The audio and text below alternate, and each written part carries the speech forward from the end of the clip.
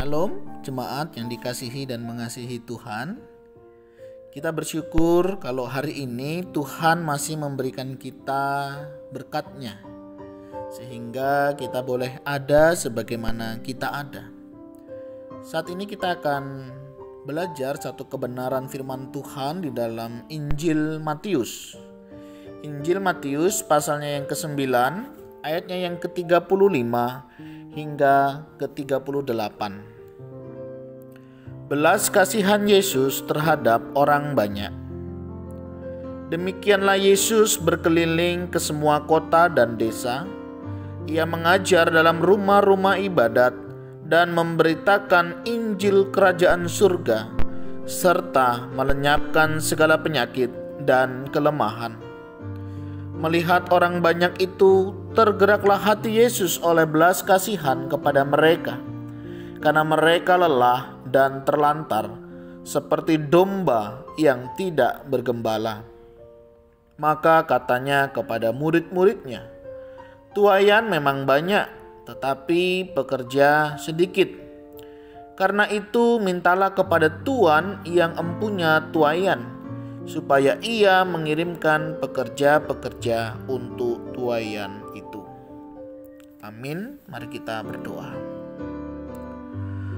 Tuhan, terima kasih, kami bersyukur untuk firman-Mu. Kami percaya ada hal yang ingin Engkau kehendaki di dalam kehidupan kami untuk kami lakukan. Dan saat ini kami datang kepadamu Tuhan, memohon kemurahan-Mu.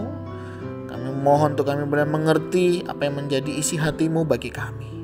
Allah Roh Kudus pimpin kami berdoa di dalam nama Tuhan Yesus Kristus. Haleluya. Amin.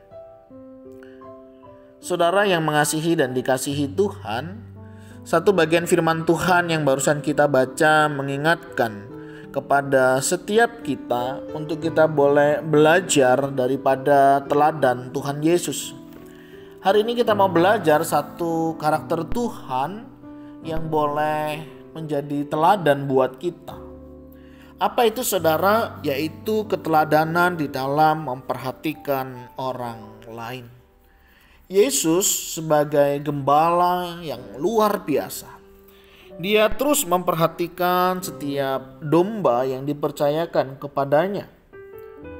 Satu kali Yesus, saudara, di dalam perjalanan pelayanannya, Dia berkeliling ke semua kota dan desa.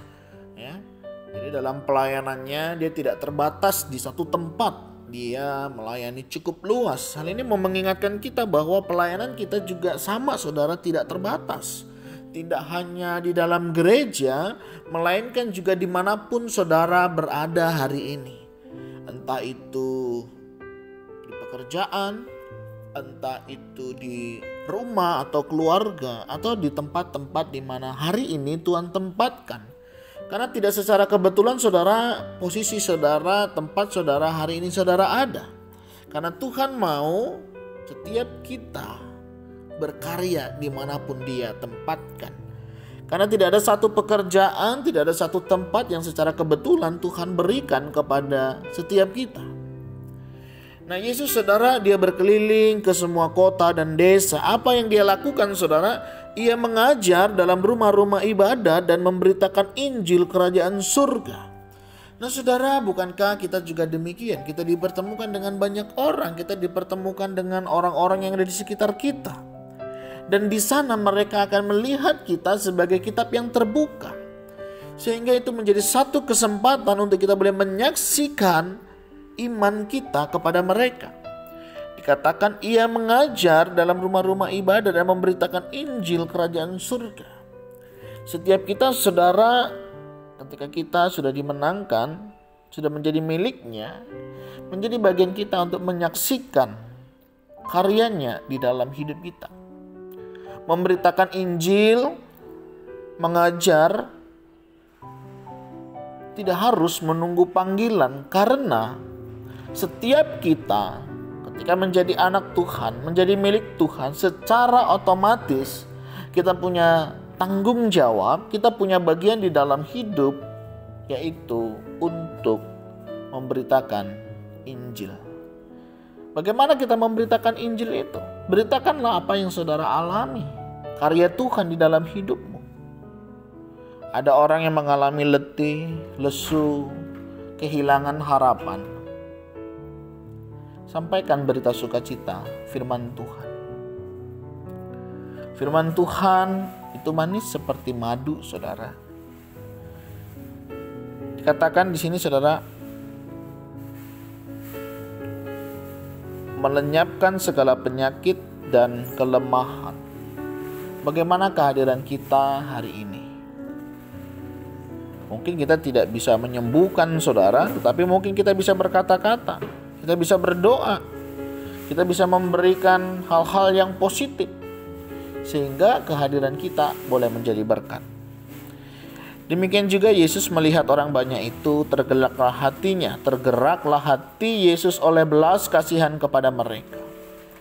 Saudara, untuk kita menyadari hal ini dibutuhkan hati yang berbelas kasihan. Tanpa belas kasihan, saudara, gak akan pernah mungkin kita punya hati dan kerinduan untuk memberitakan Injil. Kalau dulu kita diinjili, mengerti, mengenal Tuhan, harusnya itu juga lahir di dalam diri kita untuk kita boleh punya belas kasihan kepada orang-orang yang sampai hari ini belum mengenal Kristus. Dikatakan mereka lelah dan terlantar seperti domba yang tidak bergembala. Maka katanya kepada murid-muridnya, tuaian memang banyak tetapi pekerja sedikit. Karena itu mintalah kepada Tuhan yang mempunyai tuaian supaya ia mengirimkan pekerja-pekerja untuk tuaian itu. Saudara, ladang sudah mulai menguning, bahkan sudah menguning, saudara. Dan hari ini kita membutuhkan banyak orang-orang yang akan menjadi pekerjanya. Maukah saudara menjadi pekerja Tuhan, melayani Tuhan? Bukankah setiap kita semuanya ini adalah hamba Tuhan? Mari saudara, sebagai hamba-hambanya, kita berikan hati kita, hidup kita untuk melayaninya. Tuaian banyak, saudara. Dan saudara dan saya dipanggil untuk mengerjakan itu. Studi pribadi buat kita hari ini.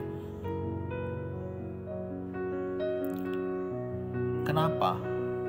Untuk melayani, kita harus memiliki belas kasihan.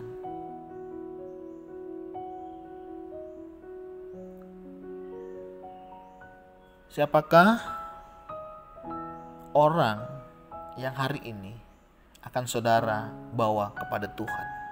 Mungkin dalam doa, mungkin dalam memberitakan Injil kebenaran, untuk mereka mengenal Tuhan.